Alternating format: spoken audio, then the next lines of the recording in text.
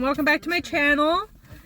Becky here, and this is going to be the TBR slash book haul for the Black-O-Ween-a-thon because I couldn't get all the books I wanted from my library. So I'm going to have to order those or request those this week, I guess. And then, yeah, I had to buy some. So hopefully they're good because I spent money on them.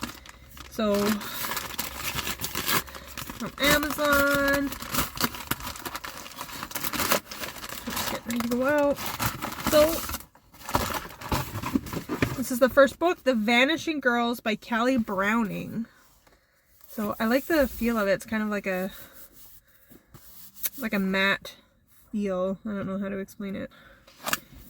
So, Holden Davis has enough problems, mounting debt, a lifelong feud with his brother, and his father's legacy to live up to. If he's honest with himself, he'll admit that hiring an assistant in the dead of night probably wasn't the smartest thing to do either. But life gets more complex when Holden's funeral home has to process the bodies left behind by a serial killer.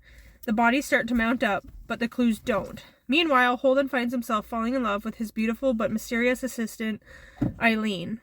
Will forbidden love and a secret identity stop them from finding the killer? Callie was born and raised in Barbados. I can't remember why I picked this one up, what it fits under, what category I found it under with the Black-O-Ween-a-thon list. Looks like mystery, maybe thriller, a little bit of romance apparently. And she's from Barbados, so I think there is a prompt to read from an author not in like North America. So there's the first book to arrive. Okay, so my package from Indigo just came in the mail. Sorry, I'm like not even dressed yet. It's only 1:40 in the afternoon. Lazy day. Oh, look at all these books that came in. Oh no. So this looks like it's also for part of the Black-O-Ween-a-thon. So, oh, I got a tape. So I got Lightseekers. That's one of the group books. Hopefully I like it because it's a $35 hardcover. An investigative psychologist travels to a Nigerian town to uncover the truth about the murder of 3 university students.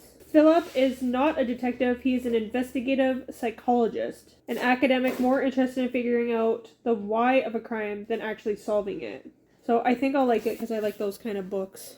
It's not a whodunit, it's a howdunit. Howdunit, not a whodunit. Nice. A who has done this. Whodunit is extremely grammatically incorrect. Femi, Coyote, trained as a clinical psychologist in Nigeria before starting a career in advertising. He has created and written several primetime TV shows and recently graduated with distinction from the University of East Anglia creative writing program where Lightseekers won the Little Brown UEA Award for crime fiction. Cool. So this is one of the group reads for Black-O-Ween. And then I got 2 more, which hopefully I will like because I've heard nothing but good things about Monday's Not Coming by Tiffany D. Jackson. So I got this one and Allegedly, also by Tiffany D. Jackson. They never put the plot or synopsis on the back anymore. Red flags. Not blush red, orange red, wine, or ruby red. No bloody red flags. Did you see them, Claudia? Did you? Did you see any red flags? That's the question they asked me over and over again, hoping to find answers. Hoping to understand what no one could. Signs. Were there any signs Monday was in trouble? Did you see anything out of the ordinary? Anything unusual? So this girl's friend Monday goes missing. And that's all I know about it from what other people have said. And then Allegedly sounded good too when I read the synopsis. Mary B. Addison killed a baby. Allegedly. She didn't say much in that first interview with detectives. The media filled in the only blanks that mattered. A white baby had died while under the care of a church-going black woman and her 9-year-old daughter. The public convicted Mary and the jury made it official. But did she do it? She wouldn't say.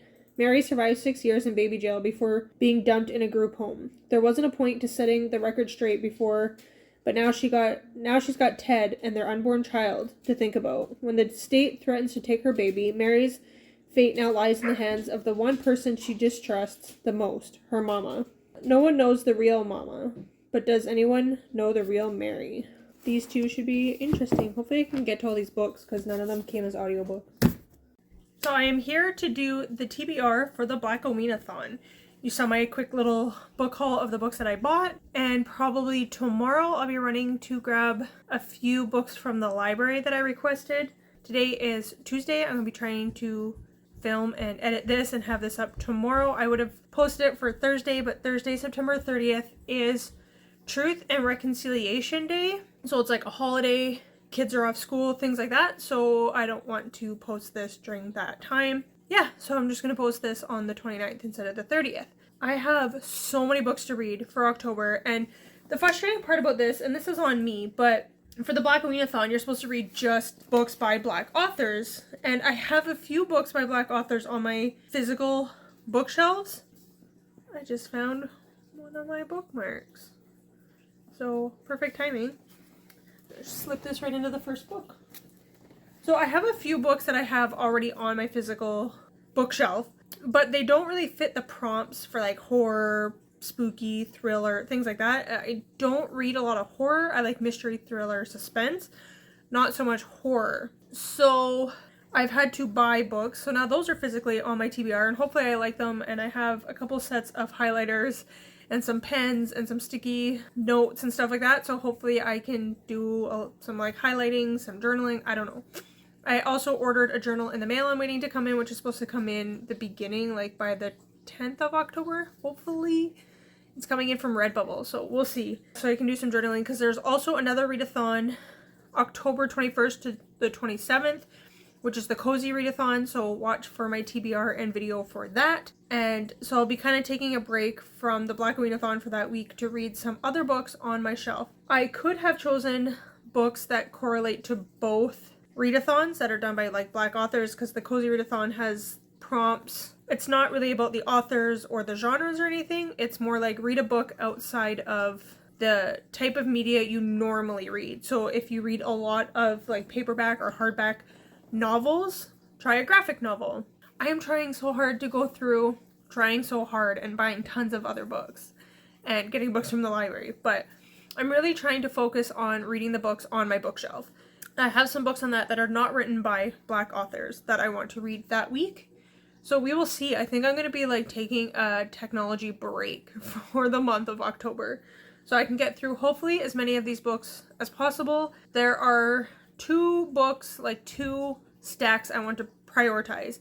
The ones I've bought, and there are three like group reads that I want to prioritize reading. And then the ones from the library, one of them is a graphic novel, so I can probably get that one out pretty quickly. So we'll see. Anyways, let's start. I had a book I'm following the Buzzwordathon that Books and Lala, Kayla from Books and Lala put together. Each month has had a different like theme or word. So I've been doing one book a month following the buzzwords. It's just given me a way of reading books on my bookshelf that I already have that I might not have picked up right away. So for October, the buzzword is elements. So I was going to read The Night Fire by Michael Connelly, and then I was like, well, Black-O-Ween is coming. So I was going through the list on the Storygraph that shows what other books with elements in the title that other people are reading. And this one came up, A Song Below Water by Bethany C. Morrow. And this is not on the list of books that Bree has put up like a huge recommendation list with books on a Google Doc, which I will share down below. This book doesn't show up on that list, but it's water, so it's an element, it's a Black author. So I'm going to start with this book. I'm trying to see like what genre this is. It says young, Black, and secretly magical on the top. So reading a book, a YA book, which I have a few of those on my list already. Sometimes I wish they'd put like a little thing on this side that said like thriller, mystery. Some do, some don't. I think this is just like a contemporary, well, I don't know, contemporary, it's like magical, but a captivating fantasy for today's readers. It's a debut YA novel. YA, magical, and it fits my buzzword. So I got the readathon list here with some little notes at the bottom, and then like I had a bingo card as well. I didn't grab that one, but this is just showing what the group reads are. But this one, some of the prompts are horror, mystery, thriller, queer rep, 20th century, and underrated. This is not horror. It's not from the 20th century. It's not underrated. I don't know if it has queer rep in it or not. There's like nothing about this book. Like it doesn't say, there's like no plot at all, just besides that little like captivating YA novel. Whatever, I'm squeezing it in there, I'm reading this book. So that's book number 1, my first priority because of water for the buzzwordathon, and yeah.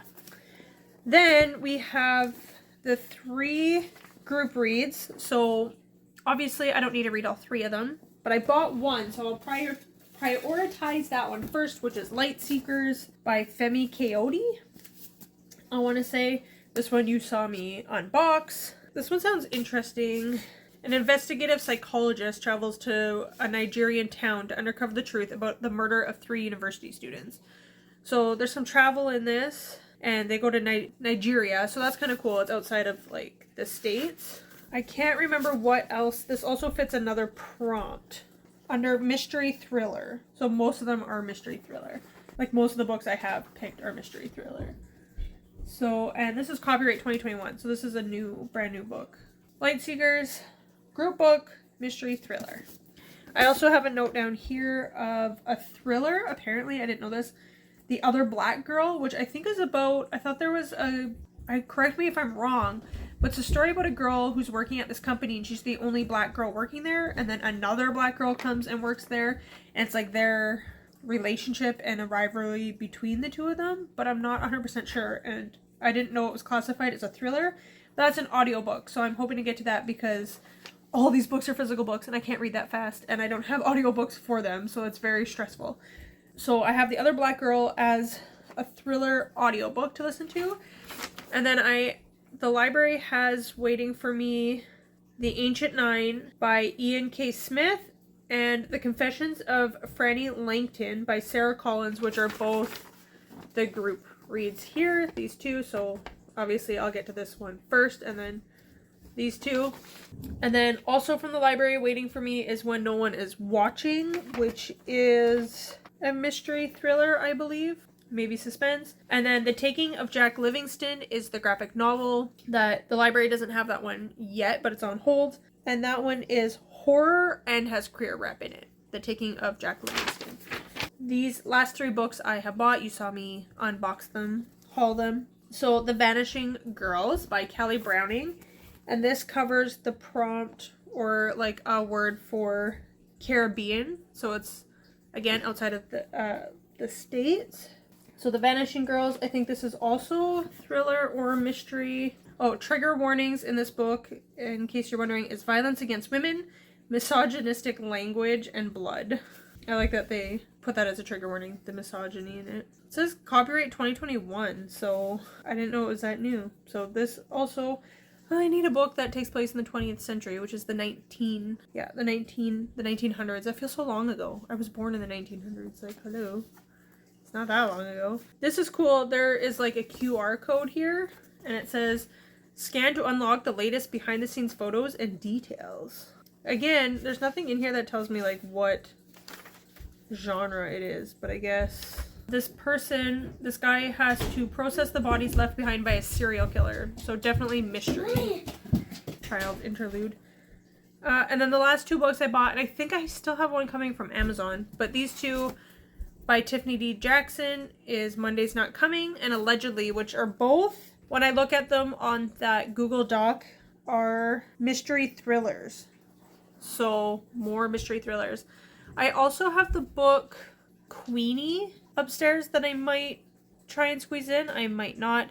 The book Grown by Tiffany D. Jackson is on the list, but not Queenie. And I can't remember the author of Queenie. And then I think I have one more that might be a 1900s book.